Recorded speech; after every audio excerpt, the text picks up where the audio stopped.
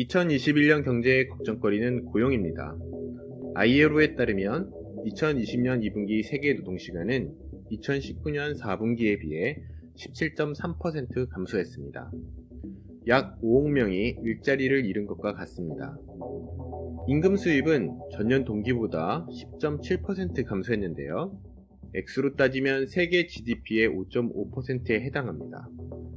고용과 임금의 피해가 너무 커서 2021년 경기회복 과정에서도 충분하게 복구되긴 어렵다는 것이 전문가들의 대체적 의견입니다.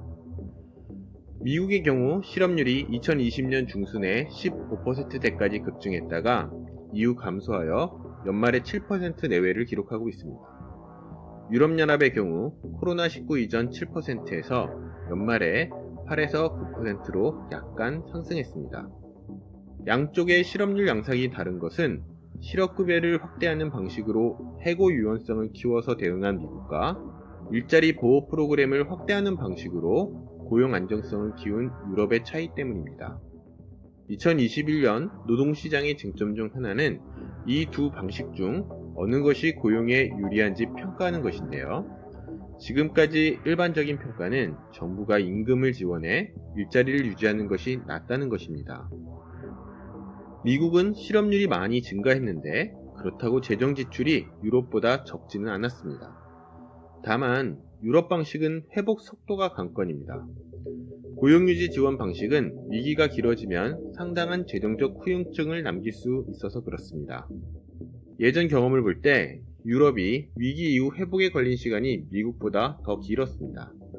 예로 세계 금융위기 이후 미국은 실업률을 이전 수준으로 낮추는데 7년이 걸렸고 유럽은 12년이나 걸렸습니다. 2021년 경기 회복 과정에서도 경제적 불평등이 증가하는 문제가 쟁점입니다.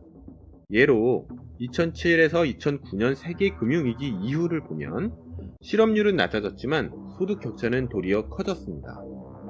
자산소득과 임금소득 간의 격차, 일자리 간의 임금 격차 등이 복합적으로 확대됐기 때문입니다. 코로나19 이후에도 비슷한 양상을 예상할 수 있습니다.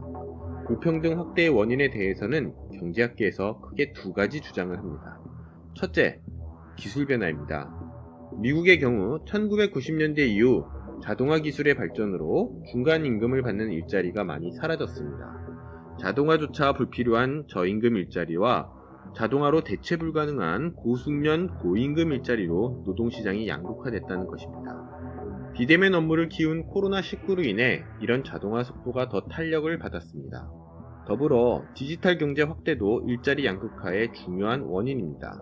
예로 구글이나 아마존 같은 빅테크 기업들은 코로나19 시기에도 큰 성장을 기록했지만 이들이 고용을 별로 늘리지는 않았습니다. 2021년 경기 회복 시기에 자본과 노동, 노동과 노동 사이에 격차가 확대되는 방식으로 일자리가 증가할 것입니다. 미국의 경우 저임금 일자리는 19%나 감소한 상태입니다. 고임금 일자리의 경우 코로나 이전보다 오히려 0.3% 증가했습니다. 둘째, 제도 변화입니다. 세계화 노동조합의 약화로 노동자의 임금 교섭력이 전반적으로 약화해서 임금 정체가 좀처럼 개선되고 있지 않다는 겁니다. 1990년대 이후 본격화한 세계화는 중국 같은 저소득 국가의 경제 발전에 큰 역할을 했지만 선진국에서는 이전까지 좋은 일자리를 제공하던 제조업이 해외로 이전하는 결과를 낳았습니다. 제조업의 좋은 일자리 감소와 서비스업 일자리 증가는 노동조합의 조직력 약화로도 이어졌습니다. 수백 가지 업종이 얽혀있는 서비스업에서는 노동조합의 힘이 제조업에 비해 상대적으로 약합니다. 코로나19 위기로 일자리가 감소하고 노동조합 조직력도 약화한 상황이라 노동자의 임금 교섭력은 한층 더 약화할 것으로 보입니다. 한편 20세기 후반부터 줄기차게 진행된 감세도 경제적 불평등 문제를 키운 원인 중 하나입니다. 상위 소득자의 실효세율은 20세기 후반부터 지속해서 감소했습니다. 여러 실증 연구들은 부자 감세와 불평등 증가 사이에 상관관계가 있음을 증명합니다. 코로나19 위기 와중에도 부자들은 자산시장 거품 덕에 오히려 부가 더 증가했습니다. 물론 세금을 더 낸 것도 아니죠. 코로나19 위기는 부자들에게는 오히려 기회가 된 셈입니다.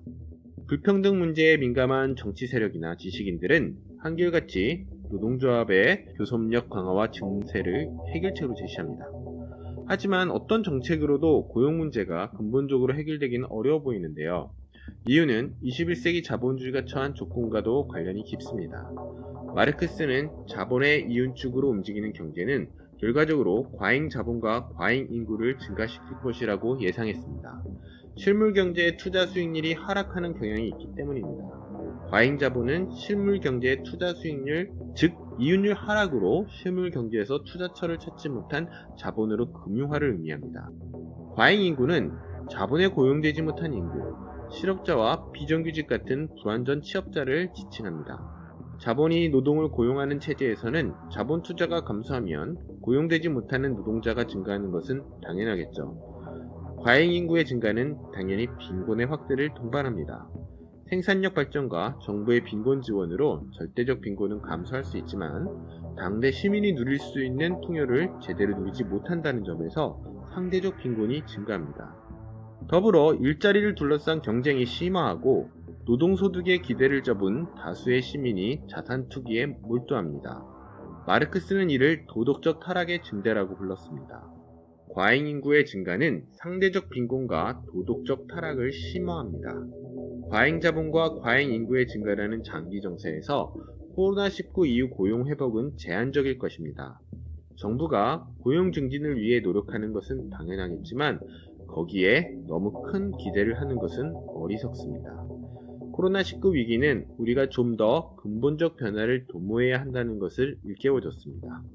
더 자세한 이야기는 사회진보연대의 개간 사회진보연대, 마르크스 경제이론으로 분석한 2021년 경제전망과 쟁점을 참조해 주십시오.